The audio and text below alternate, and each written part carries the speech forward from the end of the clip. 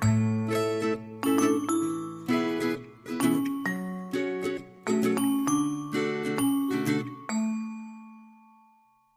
my name is Tommy Myers and I am a cook, I am a food writer, I am a restaurateur, and I think I'm also a campaigner on sustainable food, on good mental health, on how food can really change the world and make people and the planet happier.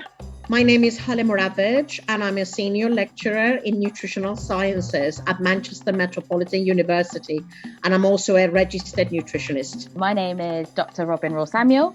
I am a registered associate nutritionist with the Association for Nutrition, and I have a background in food, nutrition and food science.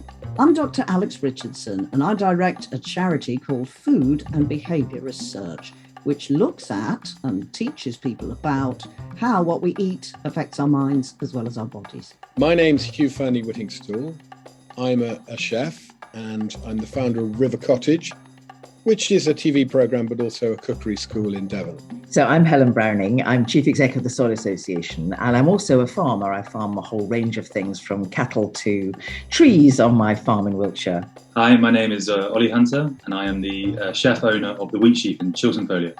Hello, I'm Diana Horden and I work at Food for Life, the Soil Association, and I'm the Food and Nutrition Advisor. Why is a balanced diet good for your health and mind? Balanced diet makes me feel energetic.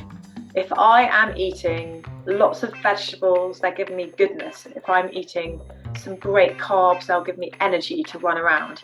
If I am eating a colourful range of vegetables and fruit, I know that I'm getting all the vitamins and minerals that make my skin work, my teeth healthy, my nails grow, give me energy, help my body to suck in the vitamin D from the sunshine.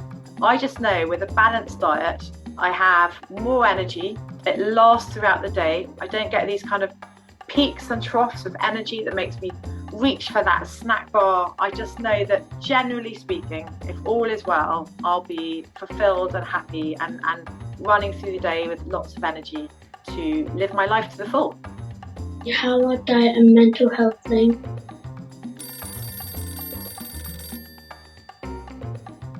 Mental health and diet is such a complex kind of subject. It's a bit like a big puzzle, and we have different elements of the puzzle that we need to address. But we do know that there is a connection between how the brain reacts to certain foods. So, kind of things like sugar, caffeine, they can affect the brain, and things like vegetables, olive oil, oily fish, nuts and pulses can have a really positive effect on the brain. But there is a lot more research that we need to be doing. So it's actually about looking at physical and mental health as a big picture, that these two go together, and what we eat does affect mental health as well as physical health. My question is, can you eat too much fruit? Fruit is a great source of vitamins, minerals and fibre, but they can also contain quite a bit of sugar, which can be dangerous for our teeth and damage our teeth.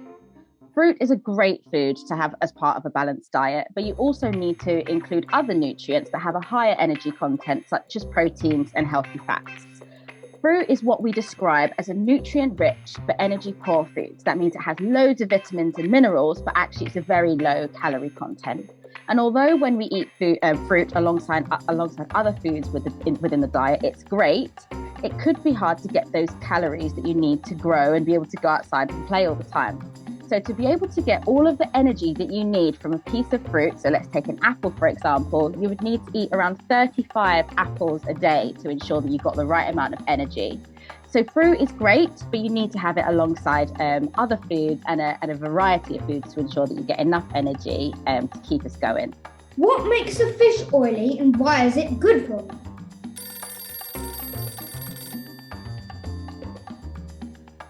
Now, oily fish, as opposed to white fish, are the ones that have got far more of the omega-3 fats that make all fish so special. And why fish is good for you, you need these omega-3 for a healthy brain, for a healthy heart, for a healthy immune system. There's nothing about you that isn't influenced by getting enough omega-3 in your diet.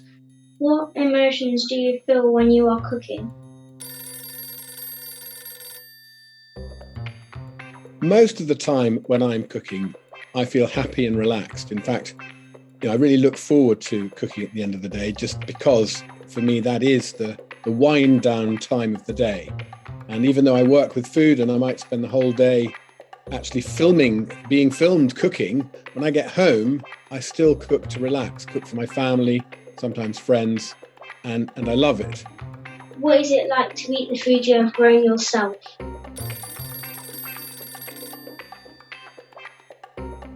Well, I'm so lucky as a farmer that I end up growing a lot of the food that I eat myself.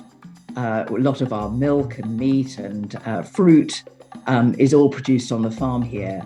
And I love eating food that I know the real story of, that I've been really involved in producing. I think it makes me feel really proud.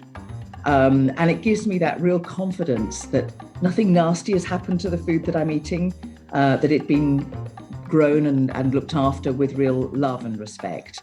So yeah, I love to eat the food we've been producing on the farm.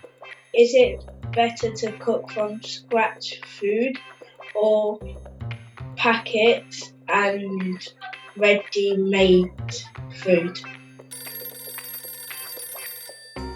Everything we do here at the pub is handmade and made by us, the chefs, completely, because that's what we believe in. We believe in taking things back to the ingredients and back to the farmers, back to the land, and understanding how it's grown and why it's grown in that way.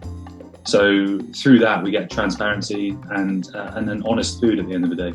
Which is healthier, a salmon fillet or a fish finger?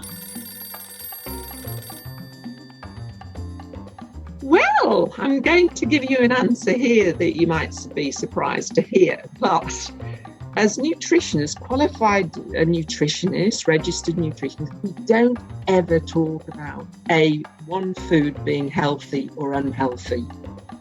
What we do is we talk about a healthy diet or an unhealthy diet. And a healthy diet can comprise of both of those foods, both the salmon and the fish finger.